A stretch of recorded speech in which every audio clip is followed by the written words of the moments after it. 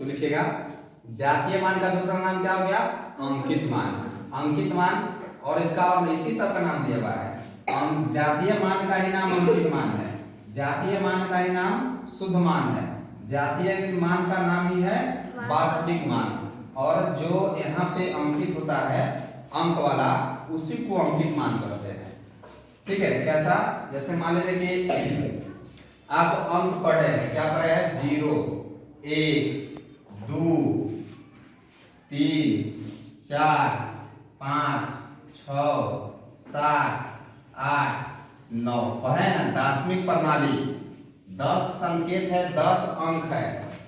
ठीक है, इसीलिए इसको बोलते हैं दार्शनिक प्रणाली। मतलब इस अंक का प्रयोग करके, ये जो संकेत दिया है, चिन्ह है, प्रतीक है, इसका प्रयोग करके आप क्या करते हैं? संख्या बनाते हैं।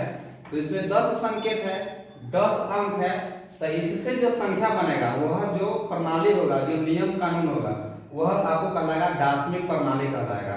तो इस जो अंक का प्रयोग हम लोग भारतीय में करते हैं, अंतर्राष्ट्रीय में करते हैं। किसमें करते हैं? भारतीय में करते हैं, अंतर्राष्ट्रीय में इस 10 अंक का प्रयोग करते हैं। इसलिए वो दोनों आपको आ जाएगा दार्शनिक प्रणाली में।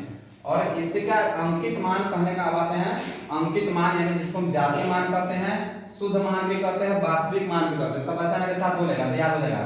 जातीय मान, बोलो जातीय मान। जातीय मान का दूसरा नाम अंकित मान, और एक नाम शुद्ध मान, फिर एक और मान वास्तविक मान। वास्तविक। क्या बोलेंगे? वास्तविक। ये चारों इसी का नाम है। ठीक है, कहीं पे आपको शुद्ध मान बोल देगा, लिखा प्रश्न में पूछ देगा कि शुद्ध मान, तो शुद्ध मान पढ़ने नहीं जानेगा कि भाई जातीय मान को ही कहते हैं शुद्ध मान, वास्तविक ही मान को कहते हैं जातीय मान, अंकित मान को ही कहते हैं शुद्ध मान। यानी ये व्यक्ति एक ही है, आदमी एक ही है, नाम 4 को है। व्यक्ति एक है, नाम 4 को है। ऐसा होता है किसी घर में अलग अलग नाम रहता है, कितना प्रकार का नाम रहता है ना। घर में कहीं कुछ और नाम है, बाजार में दूसरा कुछ और बोला दिया, तो उसी प्रकार से इसका नाम है। इसको याद रखेंगे नाम तो हम आराम से बना लेंगे। अब आते हैं यह जो अंक देखते हैं, ठीक है, क्या वो अंक है? 10 को।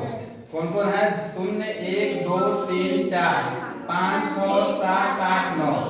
ठीक है, यहाँ पे देखिए 1, 2, 3, 4, 5, 6, 7, 8, 9, 10। क्या वो अंक है? 10 को। तब अंकित मान यह कहता है कि किसी भी ऐसा मान जो उसका खुद का मान हो, अंकित हो। यानी कि जैसे मान लीजिए आप किताब पढ़ते हैं तो उस पे 100 रुपया लिखा रहता है या 200, 400 जो लिखा रहता है, तो ये क्या किया? अंकित कर दिया। अंकित माने कि छाप दिया, कि अंकित करने का मतलब छाप दिया। तो 100 रुपया छपा गया तो उसका अंकित मूल्य हो गया। अब मान लीजिए दुकानदार आपको बेचेगा, छूट दे देगा या उतना ही भी बेच दिया, लेकिन उस पुस्तक का जो मूल्य होगा क्या होगा? 100 रुपया। यही अंकित मान उस पुस्तक का मूल्य कहलाएगा। तो उसी प्रकार किसी भी संख्या में किसी अंक का अपना ही मान जातीय मान होता है। ठीक है, कोई संख्या लिख लीजिए, जैसे संख्या लिखते हैं 8, इस तरह से लिख लिया। कितना है संख्या? 84,324 है। कितना है संख्या? 84,324। संख्या पढ़ने के लिए सीधे क्या कीजिए? सैकड़ा, हजार। तो हजार में 8 पर 4 है तो 84,000।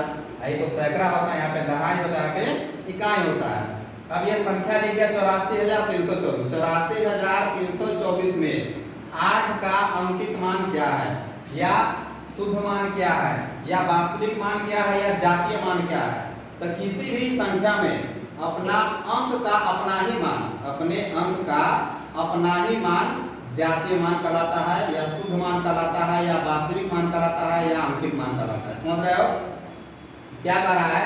कि किसी भी संख्या में अपना अंक का, अपना जो किसी अंक का पूछा वहां पे, किसी अंक का अपना ही मान अंकित मान कहलाता है। ठीक है, जैसे यहाँ पर उदाहरण अगर ले 3 का पूछ दिया कि 3 का अंकित मान क्या है, 3 तो यहाँ 3 है, 3 का अंकित मान क्या है? तो 3 यहाँ पे क्या है? 3 है, बस यही है। तो 3 का जातीय मान क्या हो गया? 3। 3 का जातीय मान क्या हो गया? 3 3 हो गया।